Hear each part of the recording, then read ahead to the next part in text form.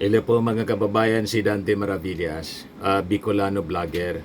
Pag-usapan po natin yung pagka-aresto, pag-deport kay dating Congressman Arnie Teves. So nakita ninyo, nagpa-press con kanina, mga kababayan, si NBI Director Jaime Santiago. So makikita na natin dito mga kababayan, kung paano nire-respeto ng ating mga authorities under the Marcos administration ang human rights ng isang akusado po. Imagine, special yung pagtrato po sa mga akusado tulad ng special na pagtrato kay Digong. Eroplano din po ang sinakyan ni Arnie Teves, Philippine Air Force.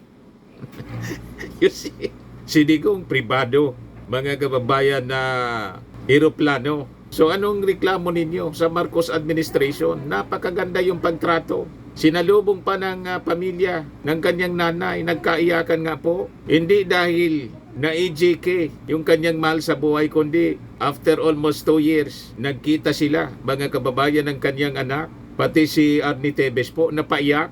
So nagkaroon sila ng pagkakataon na makapag-usap after na hindi magkita for 2 years dahil nagtago po sa Timor-Leste itong si Arnie Teves. Tulad ni Digong, kung saan nakakulong siya doon sa Dahig, may pagkakataon yung kanyang mga kapamilya. Si Sara Duterte, si Pulong, pati yung kanyang mga kaalyado sa politika, si Robin Padilla, si Bato, yung asawa, si Hanilet, na mabisita, buhay na buhay yung dating Pangulo. And is given due process, mga kababayan. Tinatratong maayos. Ganon din si Arnie Teves. Yan ang administrasyon ng ating Pangulong Bongbong Marcos, strictly observing the rule of law and respecting human rights, maging ng isang akusado na kung tutuusin mga kababayan, napakabigat ng kaso. 10 ang namatay mga kababayan dito sa sa nangyari na pagsalakay ng sabi mga tauhan niyon ni Arnie Teves. Ang pinatay mga kababayan, yung gobernador ng Negros Occidental, si Governor Roel Digamo. Nakita ninyo ang pagkakaiba ng ating administrasyon sa mga previous administrations, lalo na ng Duterte administration. Ngayon ito po, panoorin natin.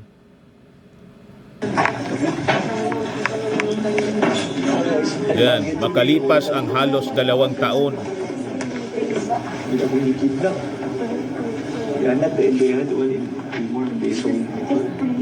O di ba?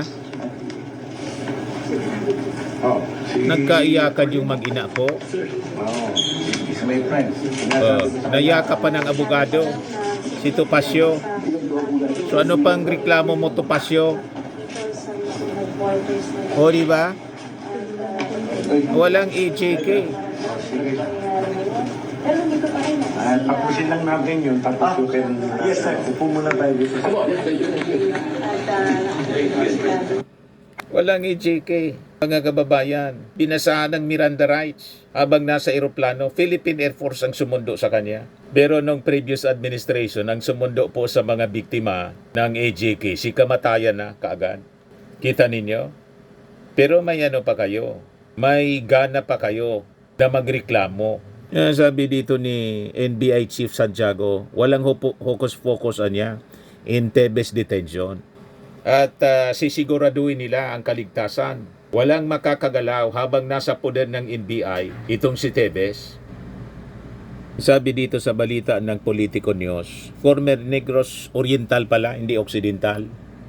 Former Negros Oriental lawmaker Arnolfo Arnie Teves Jr. will be held in a single cell room sa NBI detention facility sa Muntinlupa City, where he will begin adjusting to life in custody, sabi po ni NBI Director Santiago. So sa press con kanina, sinabi po ni NBI Director Santiago, there will be no hocus-pocus anyang tratamiento. Walang torture, nothing, sabi niya sa mga reporters. We will put him in a solo room to acclimatize him as a detainee. That process will be gradual, sabi po ni Santiago. Santiago said, NBI will return the arrest warrant and certificate of detention to the relevant court, after which the court is expected to set Teves' arraignment and issue a commitment order. That's when the court acquires jurisdiction, paliwanag po ng dating huwes. Asked about safety protocols and detention conditions, sabi ni Santiago, sinisiguruan niya namin na itong si Tevez will be treated according to standard operating procedures. He described the detention center as clean, well managed, and under the care of competent staff. Napakaganda yung pagtrato, mga kababayan. Walang pag-aabuso. Nirespeto. Strictly respected yung kanyang human rights. So ibang-iba na po ang bagong Pilipinas ngayon. Hindi na po yung tulad ng previous administration na para tayong nasa panahon ng mga barbaro. Di ba? Patayan dito, patayan doon. Rolo po ang nangingibabaw. Lalo ngayon, ang chief PNP po si General Torre. Kaya maganda na kayo yung mga lumabag sa batas at may mga pending warrant of arrest tulad ni Harry Roque. Ito doon Harry Roque yung pangangantyaw kasi isa-isa nang nahulog sa hawla yung mga pugante na tulad mo. Diba? Sayaw-sayaw ka ng bangag, bangag, bangag, ngiwi, ngiwi, ngiwi, butod, butod, butod. Araw-arawin mo na. Lubos-lubosin mo na. Itodo mo na, Harry Roque. Kasi si General Torre po, pasilip-silip na. Malinis, mga kababayan, yung detention facility. I regularly visit our facilities to check on the condition of detainees. O ito nagpa-press con, mga kababayan, kanina si NBI Chief Jimmy Santiago. Napakagagaling po na mga opisyal ng ating Pangulong Bongbong. Di ba? Mga astig po, yung mga bigati na mga personalities. Sunod-sunod na nahulog sa hawla. You see, pakinggan natin, panoorin natin itong pa-press con ni Director Santiago. Limit to one question and one sir. follow-up. Yes po, Mads po from Net25. Sir, i-clear ko lang po, si Kong Tevez po ay pinauwi dahil undocumented foreign national siya, not because of the extradition request of the Department of Justice po. Kasama na yun. No, remember during the last week lamang nasa Malaysia si Presidente at nagkausap sila ni Timor-Leste President. So, eto na po yung naging bunga ng magandang pakipagtunguhan ng dalawang bansa through our respective presidents. Ganon pala. Can we also ask po, Kong Tevez, is it okay po? Tingnan natin kung sasagot siya. Sige po. Hi sir. Sir, how do you feel now po na after 2 years, finally you're back in the country po? And how do you feel na, kasi di ba meron kayong pending pa na appeal for asylum, tapos inuwi po kayo, pinayagan po ng Timor-Leste government kayo sa Pilipinas despite na pending pa yung appeal? Yes, because actually, dun kasi, I've been there for 2 years. I know quite how the government there works, no? So, there's this judicial thing, but there is also what they call it something like political, which is the government. Oh. Iba pa yung iba pa yung presidente doon, iba pa yun sa government eh. Government there is different. Their president is something like parang king ba, para siyang figurehead, yes. So May there are president, several may prime factors minister there which are kasi. distinct and separate, but as to who is more powerful, Kinausap and I ng cannot ating say Pangulo, anymore, si no? Horta. Because sa totoo lang, I just won with finality my case in extradition. But they used another thing about expulsion, which technically I still had a few days to reply, but hindi ko alam ano nangyari. Pero sige na lang, tapos na yun. I mean, useless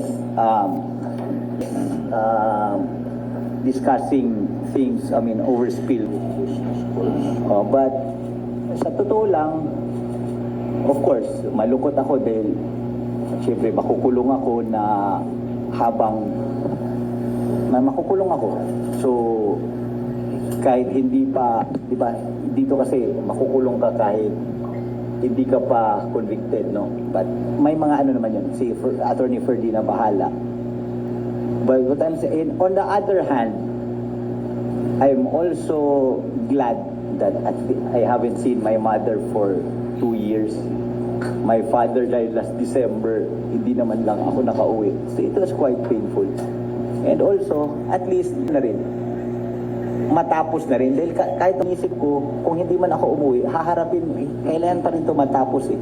Ito lang sana yung request ko sa sa korte na sana mabilis yung mabilis yung Kung hindi ka yung tumakas, kaso. Dahil sa totoo nasimula lang, na kung tatrabaho sana. talaga yung kaso, sandali lang. Tumakas ka eh. Sandali lang naman yung parang si Harry Roque, sandali lang matapos kung So, yun tumakas lang eh. yung Anyway, I believe. Di ba? I mean, I trust my lawyers very well and I know my conscience is clear. So, ang sa akin lang, sana lang mabilis yung proseso para matapos na. Di ba? Matapos na siya. Thank you. Again, we kindly advise Congressman of his rights, and the good counsel may answer for his client. Thank you, sir. Next. Hi sir, good morning. I am Camille Samonte from TV5. Question po kay Mr. Teves. Sir, just want to get your reaction dun sa naging statement ng government ng Timor-Leste. They were saying that one of the reasons they decided to deport you is because of the national security ng bansa nila. Kung baga sinasabi nila, yung pananatili mo doon ay nakaka-apekto sa kanilang security. Siguro si Attorney Topacio na lang ang mas competent sumagot niyan. Attorney Topacio, sir? One sa lang. Yes, okay. Ganito lang yon. Kung sino man nagsabi nun, everyone in this world are entitled to their own perceptions. Yun lang.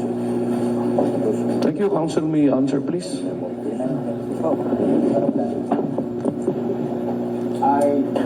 I affirm the statement of my client. Thank you. Okay, last na lang po from my end. Sir Teves, you mentioned earlier na na darating din naman yung punto na haharapin mo rin itong mga... why did it take you so long to see na Timor-Leste? Bakit hindi na lang po natin hinarap ito sa korte? Ever since my days in Congress, I'm a very honest and sincere person. I will be very consistent. Even our pleadings in court, I have not had, even now, still have here, I feel safer with the NBI because pasalamat ako kay Director at sa lahat ng staff ng NBI na maganda yung pagtrato nila sa akin mula nung pagkuha sa akin hanggang ngayon. So, my concern is really my life, my security. Handa na po kayong harapin si Mayor Janice Ligamo?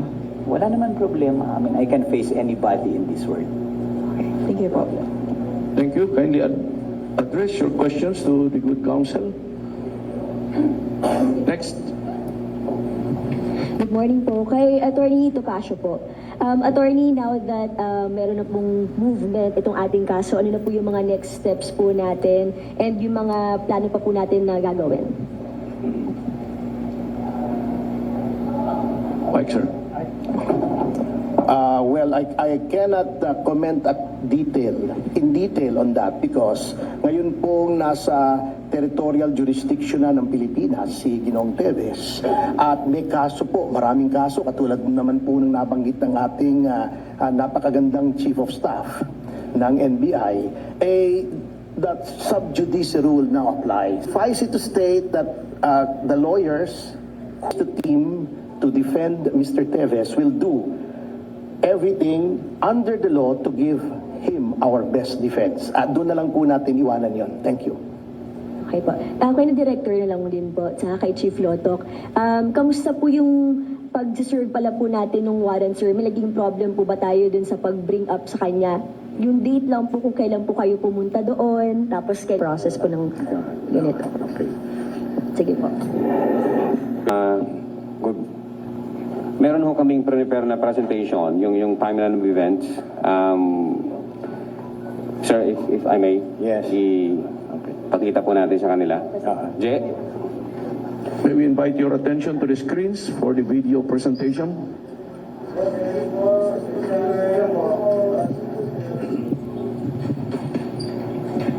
Yeah, so yung first slide, please. So this is all about deportation and handover proceeding, as well as service of warrant of arrest against Sir Arnolfo Arnie Teves Jr. here. Next slide, please. So on May 27, we saw, it's public knowledge that the immigration authorities in Dili, Timor-Leste, arrested former Congressman Arnolfo Arnie Teves Jr. Then on 28, the DOJ released a press statement on the status of the transfer of Mr. Arnolfo Arnie Teves Jr. Ngayon, sabi ni Director Santiago, yung government ng immigration ng Timor-Leste, mga kababayan, may mga sinet na conditions before na turn-over sa kanila. Itong si Teves, pakinggan natin mga kababayan yung sinasabi kung ano yung mga conditions, sabi po ni NBI Director Santiago. Sa makikita ninyo, nila i-guarantee natin na yung life imprisonment niya ay hindi tatagal ng 40 years. Maiisip nyo sang katutak yung cases, kung sakaling may conviction, lampas-lampas yan sa 40 years. But then, yung condition nila na wag lalampas ng 40 years, gano'n naman talaga ang batas natin. Parehas lang. Meron tayong tinatawag na threefold rule, no? Maraming cases, yung totality nun hindi dapat lalabas ng 40. So, ganun lang yun. So, yung sentence limitation 40 years, no Kaya death lang, penalty. multiple Wala counts naman, siya death po. penalty sa atin. Times 10. Yan ang 40 kinakatakot times nila 10. dun, pinag-aalala ng Timor-Leste. 10 counts po. Absolute prohibition na wag daw magka-torture, inhuman, degrading treatment. So, wala man tayong tinakwil natin ganan. sa kanya lahat ng kanyang karapatan. Kagabi pa lamang dumating si Mami, nagyakapan na sila attorney Congressman Teves, including the lawyer. Binigay po natin lahat ng karapatan ng ating Congressman Teves. No coerced evidence, siyempre inadmissible naman yan sa atin. No political prosecution, criminal ito, prosecution, walang dito. Ang nagpopolitika po, situpasyon. Ganun naman po ang korte natin. So, Sinasabit yung ating ito po Pangulo. ay turn over from their immigration to our immigration. So, being a former judge, ina-advise ko ang ating immigration na, okay, you can sign that. Ayan, nagkaroon ng signature, immigration nila at immigration natin. So, Congressman Teves was finally turned over to us. Yun, ganun po kaayos ang nangyari kahapon. Very good po. Very smooth. Kasi kinausap po ng ating Pangulong Bongbong Marcos si Urta, yung leader ng Timor-Leste, sa ASEAN meeting. ASEAN Summit po. O ngayon, may pasasalamat daw, sabi ni Topacio, si Teves. Pakinggan natin mga kababayan. Thank you, Honorable Director. Ang gusto lamang pong iparating sa ating mga kaibigan sa media at mga kababayan natin ang pasasalamat ni Congressman Arnie Teves sa pamunuan Bureau of Investigation sa pangunguna, siyempre, and former Judge Jaime Santiago. I affirm his statements kanina that all basic human rights as guaranteed in the Constitution, all the rights of the accused, and all norms of decency were observed by Director Santiago and his staff. Napaka-bait po, napaka-decente, at napaka-matulungin po ng staff ng NBI. Ang ganda ng trato. Organization. By the way, I also came from the NBI a long time ago. So I'm happy to know that its basic tenets of nobility, bravery, and integrity have been maintained through the years. At nananawagan din po si Congressman Teves yung mga ibang hinahanap ng batas. Oo. Baka pwede mag-request kayo na di ba? hindi kayo sumuko kay Director Ari Roque. Santiago, and you can be assured of fair, impartial, and Sumuko very ka na decent kay treatment. Director Santiago. Salamat din po. Kung takot ka kay Attorney Torre, Topacio, Congressman General Sir. Torre. Salamat po. Thank you, Attorney. Si General Torre po, ganun din, may pagrespeto. Hindi po nasaktan si Pacquiao, pati si Digong. Ayan ngayon, dahil sa merit, hindi lang yung dahil tagumpay mga kababayan yung paghuli kay Pacquiao saka kay Digong, kundi dahil sa merito. Sabi yan ni General Marbil tungkol sa promotion as Chief PNP ni General Torre. Tuwang-tuwa po si Director Santiago kasi pinuri mismo ng abogado ni Topacio at saka ni Tevez mismo, pinuri yung magandang trato sa kanya. Kaya yung appeal niya doon sa mga pugante, piliin yun daw na sumuko kay Santiago. Ayos! At itong ating programa mga kababayan, atid sa inyo nitong ating mga sponsors. Fairmax Firming and Lifting Cream. Pinapay po sa mga pulses in affected area. Mainam po ito sa mga pains at paninigas ng mga kaso-kasuan. Ito sa mukha naman yung application, anti-aging, Automax po siya. Ito ay Glow 60 mga kababayan. Whitening po siya. Made in South Korea. Ito naman po, Nengxia Red Mix Fruit Drink. Gawa po siya sa goji berry. May anti-cancer properties po siya. At sa mga naghanap po ng malinis and spacious fitness gym, pumunta lang po kayo sa aming Colossal Fitness Gym. May Grab ka rental din po kami. At bills payment po sa aming office. At saka sa mga mahilig po sa mga imported bags, manood po kayo sa live selling ni Madam Aileen Rosales sa kanyang Aileen Closet po. Pati mga shoes, ito yung kanya po. Ito yung kanyang page. Kita ninyo, napakagandang mga online selling po siya. Si Madam Aileen Rosales. At cellphone number niya po, 773-798-7816.